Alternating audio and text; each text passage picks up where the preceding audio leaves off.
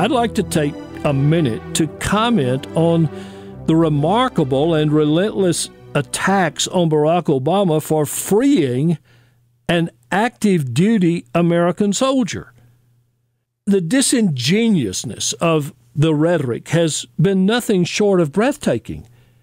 As our friend Rachel Maddow scrupulously documented, a long list of conservative political leaders at first celebrated Bergdahl's release, and then, as if guided by a dog whistle, deleted their congratulatory tweets, posts, and press releases and proceeded to condemn the President of the United States, the POW, the POW's family, and anything else within firing range.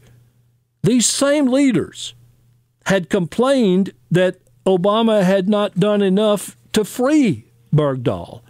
And a member of them had grumbled that an exchange of prisoners shouldn't be so hard to do. But, of course, that was before the president did just what they had urged. Perhaps the dirtiest demonstration of what has come to pass for political discourse in this country came in the form of a fundraising email sent out by the Family Research Council President Anthony Perkins. Perkins managed to contrast Barack Obama's action regarding Bergdahl with his supposed inaction in the case of Miriam Ibrahim, the woman in Sudan condemned to death because of her marriage to a Christian man. Set aside for a moment, if you will, that action in the latter case would out of necessity be taking place far from the public eye. And I don't think we've got any Sudanese captives lying around just waiting to be exchanged. How nakedly political does a group like FRC need to become before its supporters finally take notice of what they're really saying and doing? What kind of morality allows a prominent, supposedly religious leader to basically declare that the freeing of an American soldier captured and imprisoned for 5 years was somehow a mistake? Since when do we preemptively court-martial our men and women in uniform in the court of public opinion? There's a bitter anecdote about the more hypocritical of the anti-abortion and even anti-birth control activists who treasure every life until birth and then work to cut benefits for child nutrition and health. This is kind of the same type of thing. It's patriotic to send our troops into battle, but somehow contemptible to work to bring them home.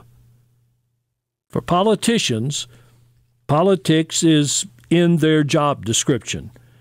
And so even the most crass twists of logic can be understood as serving the purpose of knocking the president, no matter how transparently dishonest. But for leaders of well-funded organizations to lower themselves to the same level while claiming some kind of moral authority on religious grounds, well, it just doesn't really get much lower than that. This president, was wrong to work to free an American POW. That's the message from today's Family Research Council. What a shame. Not much there for Bowe Bergdahl's family. Not much research either when you look at the long history of post-conflict exchange of prisoners. And it sure wasn't wise counsel that led Perkins to lay his organization's credibility on the line just for the sake of a cheap political shot. So we'll discuss the ethics of prisoner exchange another time. For right now, let's never fail to notice how principles, human lives, and religion itself have become nothing more than cannon fodder in the anti-Obama culture wars.